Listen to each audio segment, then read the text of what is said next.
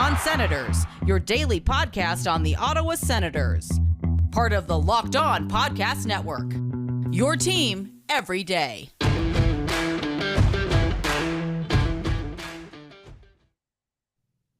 Welcome inside episode 392 of the Locked On Senators podcast. I'm Ross Levitan on the outskirts of enemy territory in Winnipeg, Manitoba, alongside Brandon Piller up in Collingwood. We got to let you know today's episode brought to you by rockauto.com. Amazing selection, reliably low prices, all the parts your car will ever need. Visit rockauto.com and tell them Locked On sent you. Well, the Sens Rookies finished a perfect 2-0 in the preseason against the Montreal Canadiens, but it came at a cost. Angus Crookshank left yesterday's 4-3 victory and did not return. Troy Mann saying it looks like it will be a long-term injury. But on the other hand, Egor Sokolov, 2 tucks. We'll get into all the storylines from that game before we turn our attention to bold predictions for the Ottawa Senators season. We had almost 100 replies on Twitter at Sens Central. So we've picked a few of them and we're going to give our takes on theirs and our own before turning our attention to our organizational value rankings. We're into the teens. 3 of our 4 players today are first round picks and the 4th plays like one. So stay tuned for all that and more. This is the Locked On Senators podcast, your team every day.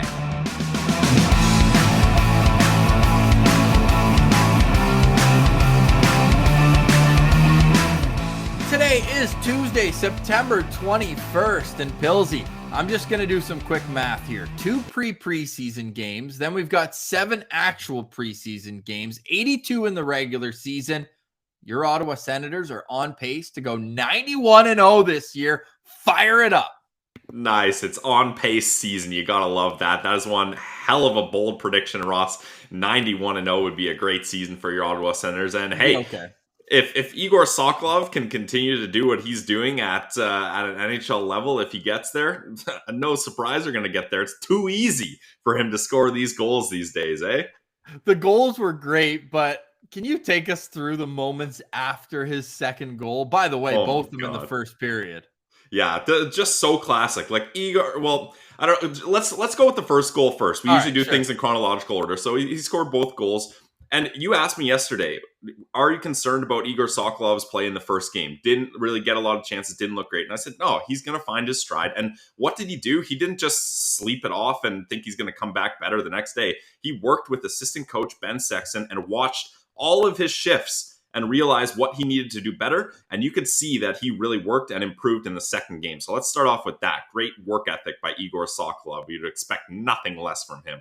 And his first goal, great job getting that rebound and quick move by his hands to bring it over to his forehand and tuck it in right after the rebound. So that was a nice, good goal, just staying in front of the net, stick on the ice. Great play. And then the second goal, man, nice feed from Pinto. Sokolov comes down the wing. There might be a puck-size hole above that goalie's corner, and he just picks the corner, snipes it. That's the Egor Sokolov, the Sharkolov shot we know and love. And then right after the goal, Igor's not a guy that like sellies like crazy. So like he's not a guy that when he scores a goal, the other team should be that pissed off. Like he does a classic selly and goes to the bench. Not a big deal.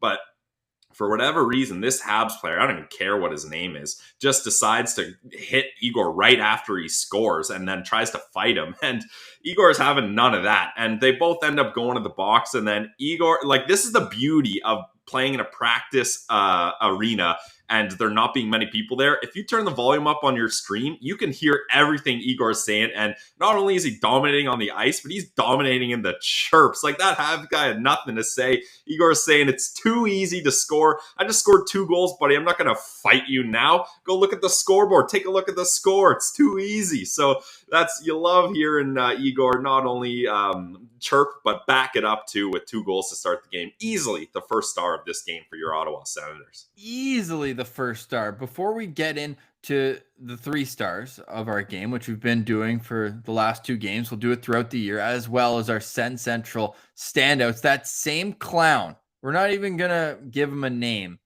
The same guy who tried to go after Igor, then in the second period, I believe it was when the score was 4-0, because those third and fourth goals, 4-0. Pinto and then Lassie Thompson. Great to see Thompson, by the way. Not a classic Tom bomb. This one was just a classic wrister coming through the slot. He was going down Main Street, though, uncontested. Nobody wanted to slow him down, and it was a great shot nonetheless. But that same guy who tried to go after Igor, then I'm not going to say this was a dirty play per se. His leg gets tangled up with Angus Crookshank. Crooker goes down and did not put any weight on his left leg.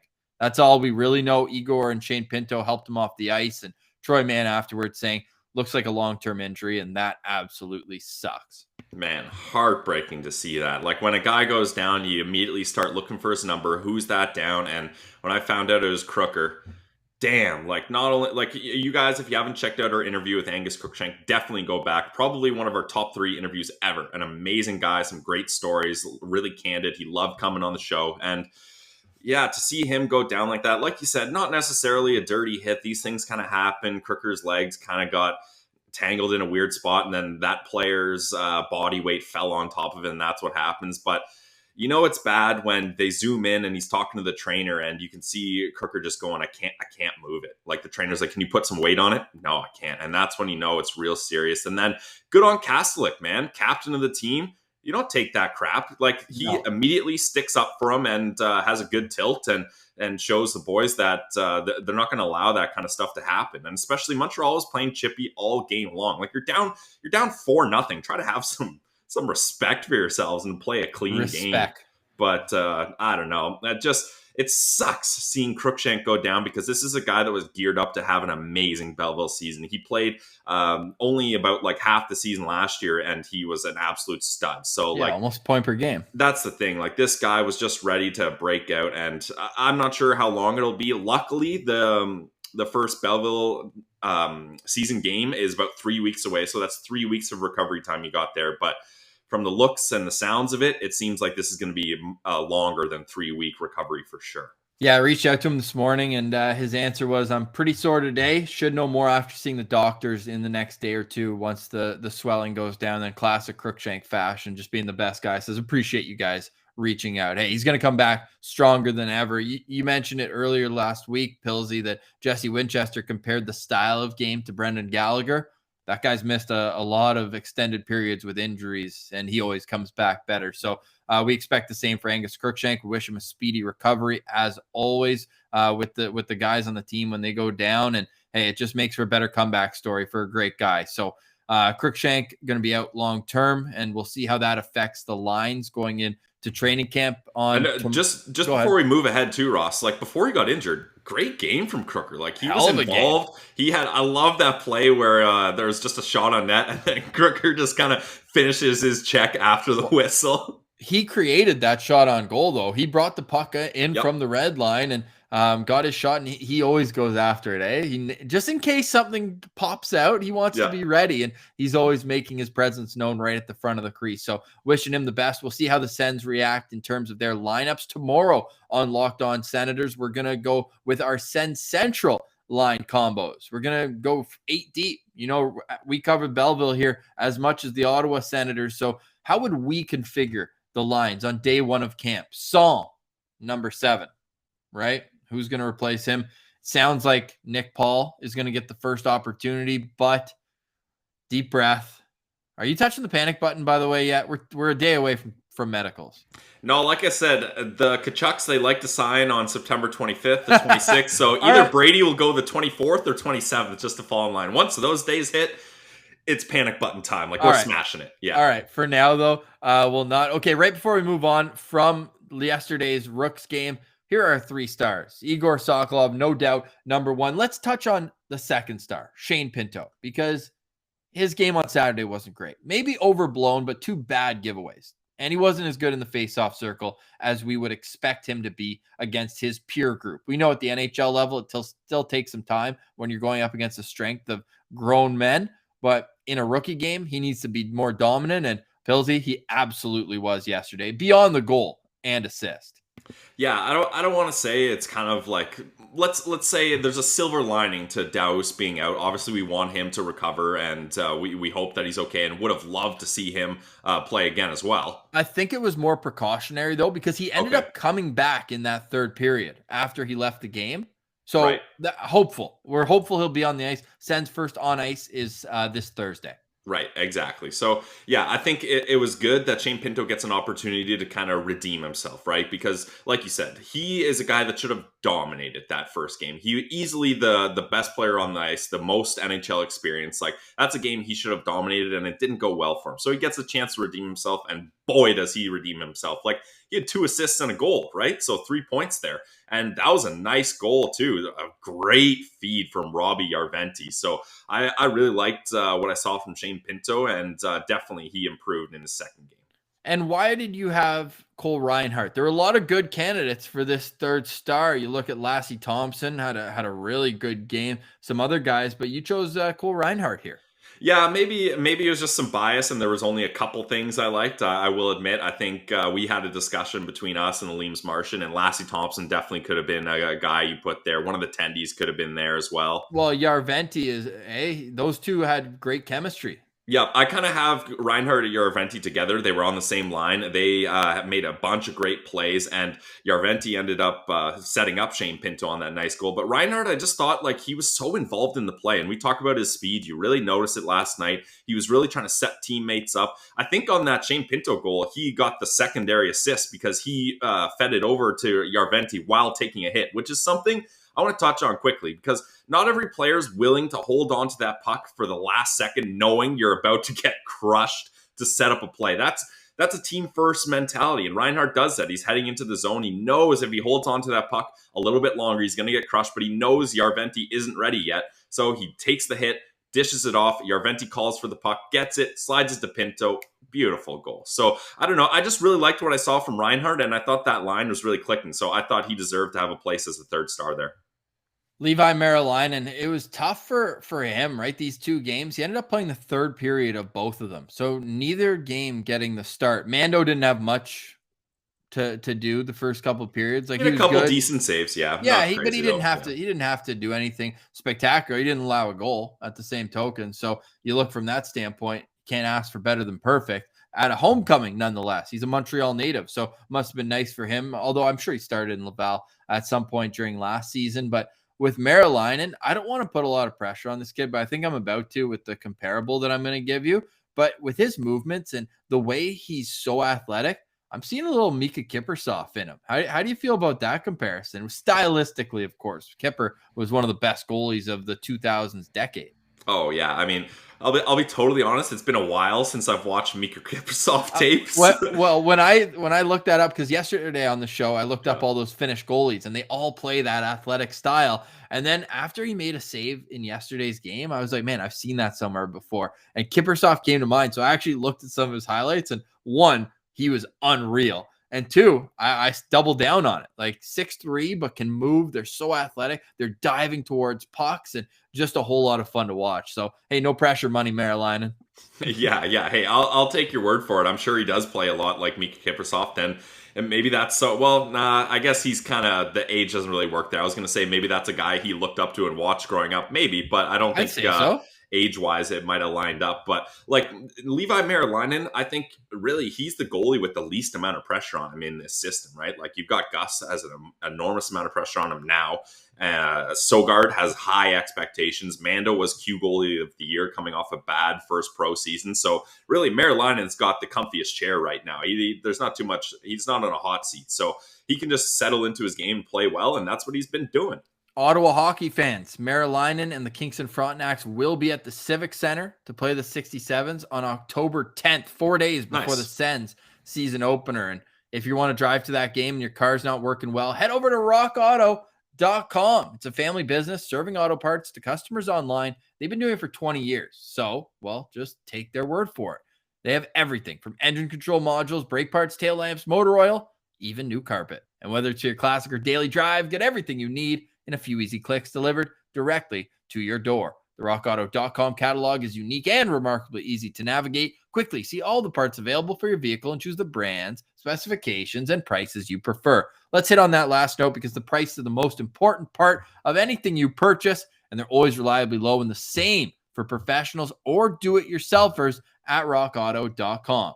Why spend up to twice as much for the same parts? Don't do it. Go to rockauto.com right now and see all the parts available for your car or truck. All we ask is that you put Locked On in their How Did You Hear About Us box. That way, they know that we sent you. Amazing selection, reliably low prices, all the parts your car will ever need. Visit rockauto.com. Guys, let me describe a familiar scene that maybe you know. You're at a friend's house, family member's house, and you're just excited to watch the game. You guys have been talking about it for a while. It's the season opener, and you try to turn on the TV, and you're like, how do I get the game on? Oh, you got to use this controller. To turn the sound on, you got to use this controller. And you got controllers on controllers on controllers, and it's just a mess. How about you just get one device that can let you watch the game live, let you stream your favorite shows, let you watch all the sports highlights you want, and you can get it all in one place. It's called DirecTV Stream, and it brings your live TV on-demand favorites together like never before, so you can watch all the sports, all the movies, all the shows conveniently in one easy spot. That means no more juggling remotes, no more asking your buddy or your uncle, hey, where's the remote for this game? Where's the remote for TV? I'm trying to watch a movie here. What do I use here? No, get that garbage out of here. You don't need to buy another device ever again. And honestly, probably the best part of all of it with DirecTV Stream is there's no annual contract. So get rid of the clutter, get rid of the confusion, and get your TV together, guys, with DirecTV Stream. You can learn more at directtv.com. directtv.com. Compatible device required. Contents vary by package. Check it out today, guys. DirecTV Stream at directtv.com. All right, Pilsy, and now we move on to our bold predictions. Oh, coming across the wire, it's PTO season. We want to give a shout out former Ottawa Senator Bobby Ryan, back with the Detroit Red Wings on a PTO. So good on him. He's always going to be a guy we cheer for as a Sens abroad on this show.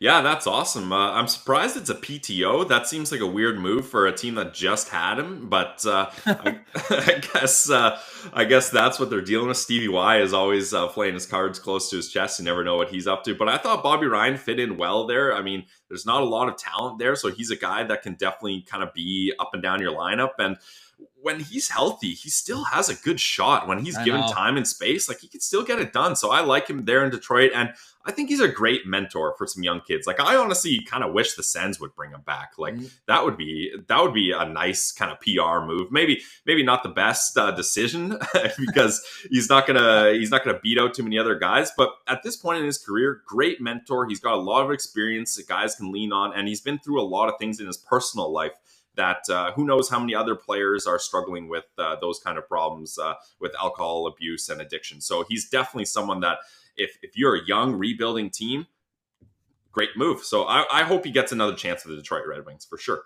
I hope so as well. And you'll always remember that game against Vancouver where he had the hat trick. But one of his line mates in that game is a part of today's bold predictions for the Ottawa Senators season. Stay tuned for ours. We put in a video for Locked On NHL where all of the local experts on the biggest stories, your team every day, have made our videos, and maybe we'll tease those at the end. But we want to get right into your takes, and if you haven't already, head over to Twitter at Sens Central, and the episode graphic we're going to put up for today's show, I'm going to put a thread and put the other tweet with the bold predictions underneath. So almost 100. You can go in there and disagree or agree, whichever you'd like. We've picked a few that we're going to discuss right now, starting with Bobby Ryan's old line mate, Josh Norris. Now, at Kyle Kachuk writes in saying Josh Norris will lead the Ottawa Senators in points. What are your thoughts on that?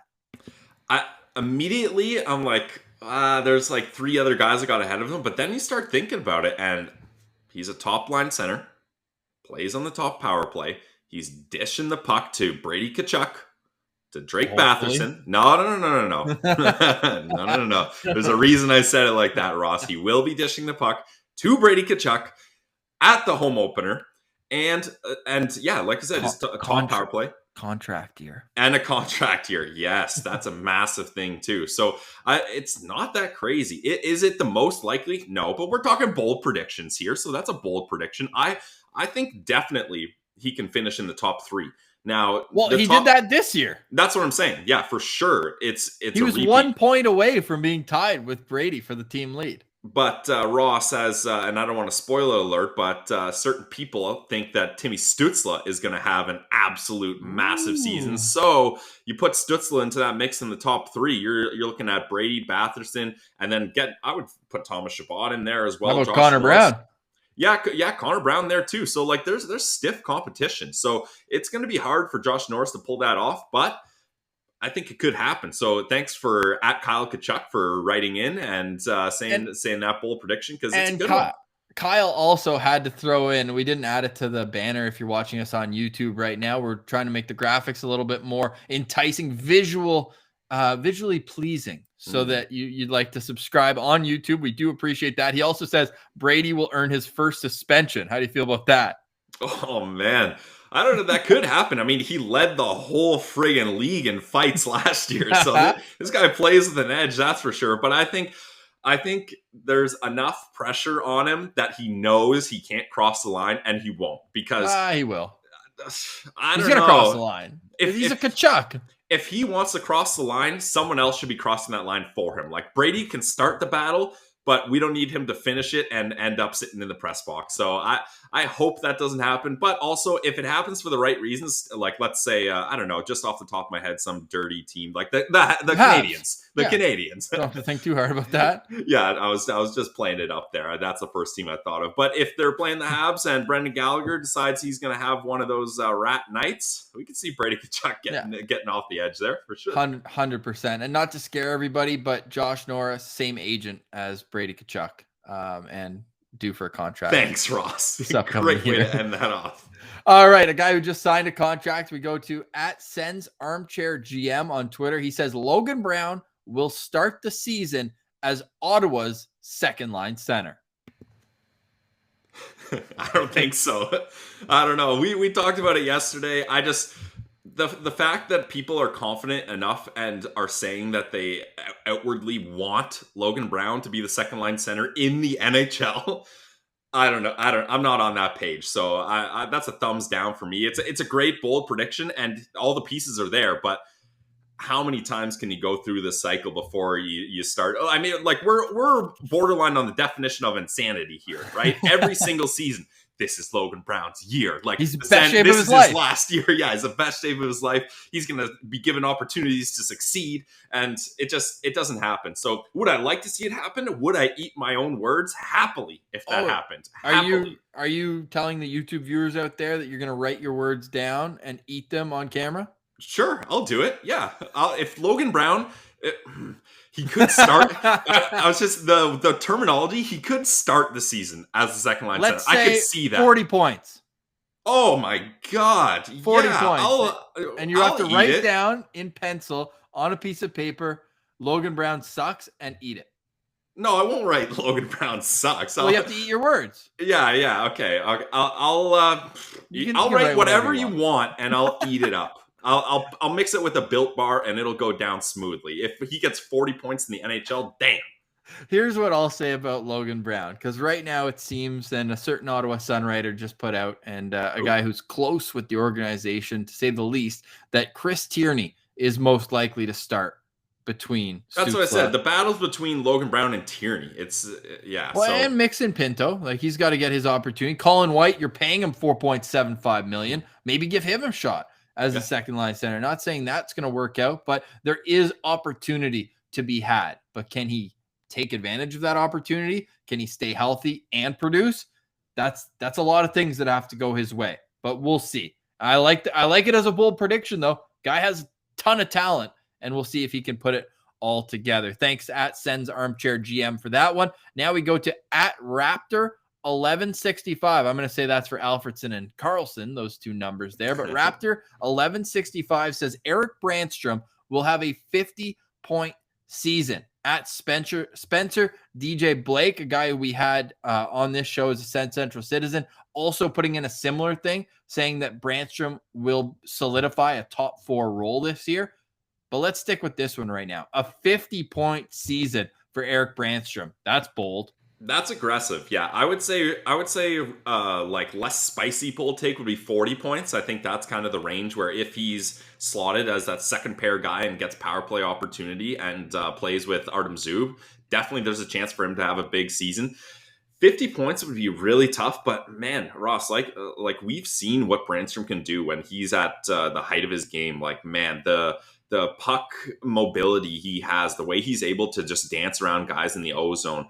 And if he can kind of bulk up and be able to handle the size of the NHL, I think there's a real good chance that this guy could have a breakout season. 50 points maybe is a little rich for me, but definitely, as Spencer Blake said, solidify his role as a top 4D. I can see it. Okay, so the last 2 years have both been shortened due to COVID, around 70 games in 2019, 2020, and then 56 games this past year. But over the last 5 seasons, so since 2015-16, only 60 times has a defenseman had more than 50 points. 60 times. That's not players, because we know Carlson's done it at least 3 times, and a few other guys on this list are multiple. So you're looking at about 30 players who have done it in the last 5 years. I don't know if we're going to go right from AHL to 50 points for Erik Brannstrom. But I like Spencer's wording better, that he could solidify a top 4 role, but it wasn't bold enough. Sorry, Spencer. Yeah, and here's the thing. Like, I think there could be a point in Erik Brannstrom's season where he is a 50-point guy. Is that going to be next season? Probably not quite yet. And opportunity has to come too, right? You have to be a top-line power play guy, you would think, to get that chance, and Chabot has that written in stone. So absolutely. I don't know if he's going to get enough chances. And we talk about the waiver situation too, right? Like, who knows how much time we're hoping he gets a full 82 games in the NHL, but contractually, he might be down in Belleville for a handful of games. I got one then. If Brannstrom plays a full year in Belleville, which I don't think is likely, but then I'm going to say he'll have a 50-point AHL season coming easily up. Oh, yeah. I would say north of 50. Yeah, for sure. All right. Thanks, Raptor 1165 for that one. Okay, let's go all the way to Finland. And we got to get this guy as a Sens Central citizen. You know, we love going worldwide for that. At Finnish Senator writes in, Matt Murray will not lead Sens goalies in wins this season. That's spicy. As a goalie-friendly show, Pillsy, what's your take? This is the most interesting one to me because there's so many variables here, right? Like health. That's what I was going to say. Right off the bat, Matt Murray's health is not very consistent. So that could play a major part. And the thing with Matt Murray is it seems like he tweaks a lot of things, right? Like it may not be major injuries, but a tweak can get him out for a week or two. And that's really going to kind of stagnate your ability to get in a groove and stay comfortable and stay consistent as a goalie. Ross, you and I know, like, there's nothing worse as a goalie if you can't settle in, if you're constantly in and out of the lineup and dealing with stuff. So that's tough for sure. And then you look at the point, how many games is Forsberg going to play? How many games is Gustafsson going to play? Like, I don't know how this crease is going to turn out. So it's very likely that Matt Murray, he might play the most games, but might not win the most games. So I like this bold prediction from Finnish Senator because this could go a bunch of different ways. Like, I don't think this is very likely, but Forsberg could even have the most wins somehow, right? Like, maybe he gets the better matchups, he gets more goal support, who knows, and he just catches fire. So this is a very interesting one, Ross. So I'm gonna say this is gonna come true, though. So Gustafsson, right? Yeah, I don't want to believe this, but I'm worried about Matt Murray's health. And if he's not consistently healthy, he's not going to be playing well consistently as well. And also, I don't want to bring this into it, but I've talked about it. It seemed like him having a child was a big disruption for his play. He's also having a second child. So I don't know how much that's going to play. I'm not trying to say that's going to negatively affect his game, but it might have played a part last year. So we'll see how that goes as well. But I do think if Gustafsson gets a big sample size in the NHL, he could have a really good year here. So I'm going to say this bold prediction could come true. How about you? You got to think Matt Murray's a motivated individual, though. And going into his summer, he was coming off a great 5 games, but injuries bookended both of those at the front and the back. So I want to say that this won't be true, but I think of all of our predictions, this one or the next one are most likely to come true. That being said, Matt Murray will get every opportunity to be the goalie he once was. Hey, Pilsy, do you hear this? He's got 2 Stanley Cups under his belt. I don't know if that's ever been mentioned before. What is crazy, though, he was nominated for the Calder Trophy for Best Rookie. And when he showed up to the award show, he already had won 2 Stanley Cups. Yeah, that's insane. Oh he was up for Rookie of the Year. He's like, rookie, I own this league. Yeah, like this is easy. But now he's understanding that the league isn't always easy. And we talk about the Habs, though. His numbers against Montreal last year, outstanding. So he's got that going for him. And I also think that the motivation will help him this year, and the new goalie coach as well. He worked great with Zach Burke. So I'm going to hesitantly disagree with this. I think Matt Murray will lead all Sens goalies. I hope you're right. In wins this season, just like he did last year. But it was a lot closer than I think everyone would have liked. All right, thanks, Finnish Senator, for that one. Before we get back to that, let's take a quick break and tell you about our friends at BetOnline. BetOnline is the #1 sportsbook of the Locked On Podcast Network, and things are heating up, Pilsy. It's getting to that time. Preseason around the corner. We're 5 days away from you in Winnipeg at the Canada Life Center watching the Sens, and you know we're going to have a wager on that game at betonline.ag. If you want to ride with us, if you want to fade us, that's up to you. But what you got to be is in the action. So go to betonline.ag and use the promo code Locked On. Promo code Locked On. As you're seeing on YouTube, bang! Promo code Locked On gets you a 50% welcome bonus on your first deposit. You put in $100, bingo, bango, bongo, $50 in your account. Put in $200, bang, $100 right there for you to wager on live sports. So get in the action. Don't forget the promo code Locked On, 50% welcome bonus. It's BetOnline, your online sportsbook experts. All right, Pilsy, back to the bold predictions for the Ottawa Senators upcoming season. We're going with another former Sens Central citizen, an absolute beauty, at DLee75. Derek Lee writing in that Alex Formenton will have a 20 or more goal season. Your thoughts? I love this. I'm a big Alex Formenton guy. I think anytime you can be a dangerous scoring threat while you're down a man is definitely goes to show what kind of offensive force you are. And I said it. I really like the idea, depending on how Ennis does in camp on his PTO, but I love the idea of a Formenton, Colin White, Tyler Ennis third line. Like, I think that would really click. You get a mixture of speed in there, you get a mixture of defense in there, and you get a lot of guys that kind of have something to prove. Like Formenton, how many does he have? How many years left in his entry level? One year. This will be his last year, I believe so. I'm pulling up right now. I think it is. I'm pretty sure it is. So this is a contract year for him as well. We talked about that with Josh Norris. Correct. And yeah, okay. And then we talked about it. Colin White and Tyler Ennis had a lot of time together, so they're very familiar on the same line. So I would love that. I think it's definitely a possibility that Alex Formenton could have a 20-plus goal season. Now, at 27 in Belleville, the last exactly. year. But that's in a top 6 role-playing power play time, right? But was he really? Because we saw a lot of them was with Jordan Suarez and Michael Carcone. Right? There was the Balsers, Logan Brown line, and then there was the Josh Norris line. So he was kind of up and down, but he was getting power play opportunity. I think he'll be much more relied on the PK side of things at the NHL level. Although this guy snipes on the penalty kill too. Yeah, and not to get too many spoiler alerts, but this is a guy that could be getting a Sens Central bump coming into the season as well. Yeah, he very much might. So, hey, 53 points in 61 games in Belleville. Like, that jumps off the page in that COVID-shortened season. So, can he put the puck in the net? Yeah, you're damn right he can. But at that same token, what will his deployment dictate? And I think that that's going to have a lot. You know what, Derek? I'll meet you halfway. I'll say he'll be between 15 and 20.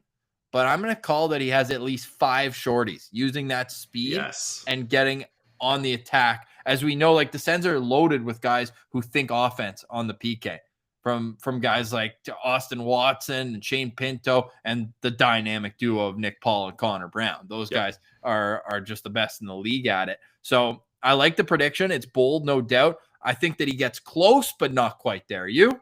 Yeah, I'm there. I see him getting right around 15 goals, and like you said, I think 5 shorthanded goals is a good goal to reach for. Love that. All right, this one came through from about 25 different people, so we're not gonna write all those names. There's not enough room on the banner, but the Ottawa Senators, for the first time since 2017, will get back into the playoffs. Billsy.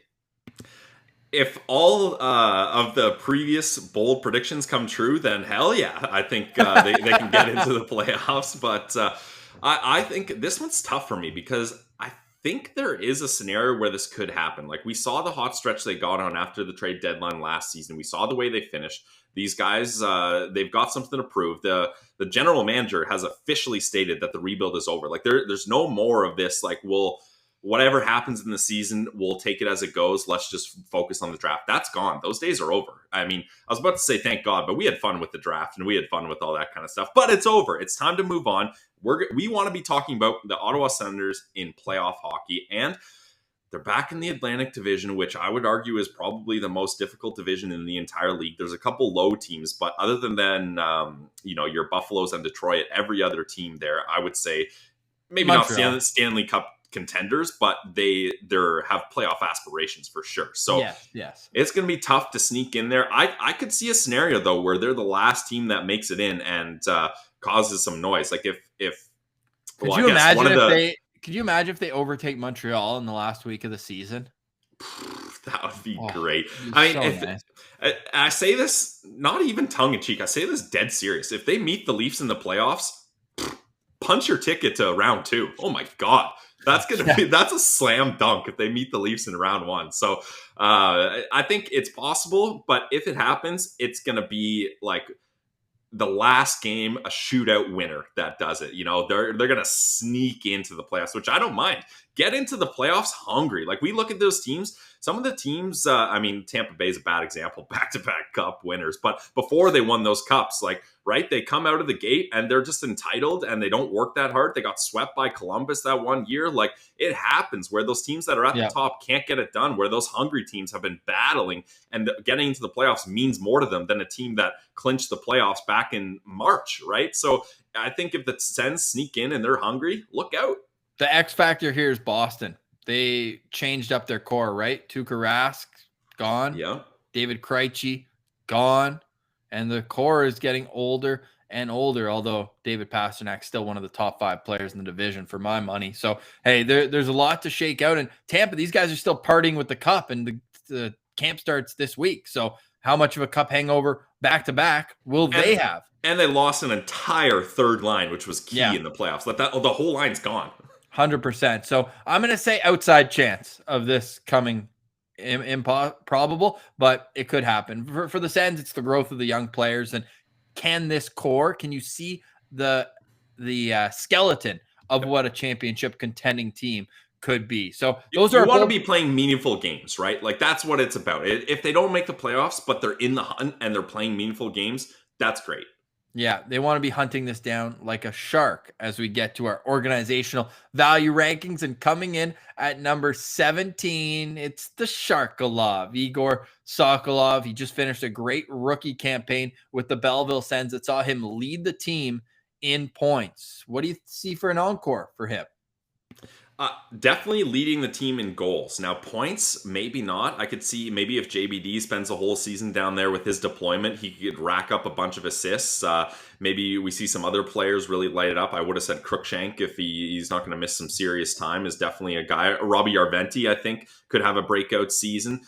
So maybe not in points, but definitely I don't see anyone scoring more goals than this guy. Like if there's blood in the water, Egor Sharkolov he's getting those snipes, and we saw it. And how about his post-game interviews as well? Just like this guy's just the best. Like I could listen to Egor Sokolov talk for days. Like he just has so many good quotes. You can tell he's someone that really cares. Ross, like your quote in the Sportsnet article, like fans can tell this is a guy that cares as much as fans do about this team. Like he wants them to do as well as the fans do, and you love seeing that kind of passion from him. So Egor Sokolov, now that his skating is up to snuff, like that's not a thing anymore. Like I wouldn't go calling him one of the better skaters, but his skating isn't a detriment to his game at this point. It's about average now, which is perfect for him. And he's showing that he wants to improve. Like, man, a guy that led your team in scoring and then has one bad rookie game and then goes back to the tape and says, I'm going to be better. Man, that is incredible. And then backs it up. Yeah, backs it up. That's incredible. Like, this is a guy who is not ready to settle. He's got chips on his shoulder. He is confident. I think his English being so much better is a big thing too. Like, he's very comfortable with himself right now, and he knows what he needs to do to succeed, and he's doing it. So look out, AHL. The AHL, the goalies are on notice because the Sokolov is hungry. Yeah, and there's blood all over the ice, and this guy is attacking. Love his mentality. Love what he brings to the table on the ice, and the leadership qualities. We didn't even mention they switched up the letters, and Igor is wearing an A. And this is a guy who had never been to a development camp because of COVID, never been to a rookie camp. He was obviously in training camp with Ottawa last year briefly, but that is an impressive rise to prominence for the 61st overall pick, like the second last pick in the second round of the draft. And an overager that a lot of people thought was not a wasted pick, but two-time overager. But people that were like, why are the Sens drafting this overager? Well, that's why. They want to put the puck in the net, and this kid does it in absolute bunches. 46 goals in 52 games last year in the Quebec League. Like, what more do you want from him? He tore that league up. But again, he's 6'4". He was, 240 doing that against these little kids, these little 16-year-olds. But now he's doing it against pros, and we cannot wait to see this trajectory continue. He's up 12 spots, Pillsy, from where we had him, and he's at number 17 on our list. And if you saw, I was looking at my phone there. If you're watching on YouTube, a little teaser, Alex Formanton on Locked On Senators Friday. So stay tuned for that. As we move to number 16 on our organizational value rankings, it's the Riddler. Same draft as Egor Sokolov. Again, another guest of Locked On Senators. An absolute beauty. You could tell he was shy, but then he opened up. He's a good guy, and you'd imagine he's the same lighthearted guy around the locker room. But when he gets on the ice, this guy is all business. He comes in at number 16 on our list. Yeah, Ridley Greig. This is going to be an interesting start of the season for him because a lot of people are suggesting, and Ross, I know you're kind of leading the charge on this train, that he's going to get his 9-game show me kind of stretch in the NHL. And I could see that happening, although maybe I was just too focused on other guys, but Ridley Greig he wasn't in kind of the top mix of guys that I thought had really good rookie games. What did you think about his rookie games, Ross? I thought he was good. Like, he was fine, but he didn't jump out of the page to me, right? Yeah, no, it didn't jump off, and he had a couple good hits and movements with the puck. I thought he was good on faceoffs, but offensively, he wasn't outstanding by any stretch. To me, it just sucks for Ridley, and we've spoken about this ad nauseum. We asked Scott Wheeler about it and others. He needs to be able to play in the AHL. It's just NHL or W. He's way over a point per game in the WHL, and then at the NHL level, maybe there's not a spot, or it would be a detriment to his overall development. It's just like, if he could play in Belleville, that would be the best for him this year, but unfortunately it doesn't look likely. And the frustrating thing is, and I don't know, it's weird to look at this, but it sucks for those OHL prospects that didn't get a season in the OHL, obviously, but guys like Quentin Byfield, some of these players, they got to play in the AHL, and that worked out for them. Like, if you were already drafted, then that was almost like a benefit if you're one of those players that was ready to step up and ready to elevate out of junior. Whereas Ridley Greig, he played in the WHL. They had a weird season. He lit it up. He didn't need to be there. It would have been better for him if he was an OHL guy and got the chance to stay in the AHL that whole time. So kind of a weird situation, but that's the way things go. And we're still excited to see what he can do in Brandon. Not only in Brandon, but at the World Juniors, you got to think he's got a great chance to make an impact on Team Canada, just like the next guy on our list has done in the past, being a top pair defenseman at the World Juniors, top pair defenseman with the Nodak Sens. And is he penciled in as a top pair guy for Belleville to start the year? Coming in at number 15, it's JBD. Yeah, you know me. And he's up 2 spots from where we had him last year. What do you expect to see from Bernard-Docker? Well, I'm expecting him to spend majority, if not all, the season in Belleville. And I think, maybe a lot of fans are like, well, he's ready as a first round pick, get him up there. But I don't think that's quite the time yet. And I think he's someone that could benefit from a season in the AHL just to kind of be able to not dominate, but to be able to be comfortable out there and work on some little things to be ready for the NHL. And that's what the AHL is there for. So I think it'd be great if he's a first pair defenseman in the AHL, quarterbacking top power play, making sure he's able to shut down some of these fringe NHLers, like the veteran AHL guys that can play in the NHL. I want to see how Jacob Bernard-Docker does up against their size, their speed, their experience. So that's going to be something I'm looking out for him. And I want to see what kind of leader he can be. Like, sure, he's a young guy on this team, but there's a lot of young guys, and he was a big part of the leadership group down in Nodak. I think he's someone that can have that kind of, quiet lead by example type of leadership. And I think he has all the opportunities to have a successful year down in Belleville. 5 games he played with the Ottawa Senators, and fans would have told you they would have liked to see a few more of them, as he was scratched in favor of Josh Brown. DJ Smith not wanting to go with a Mete JBD pairing.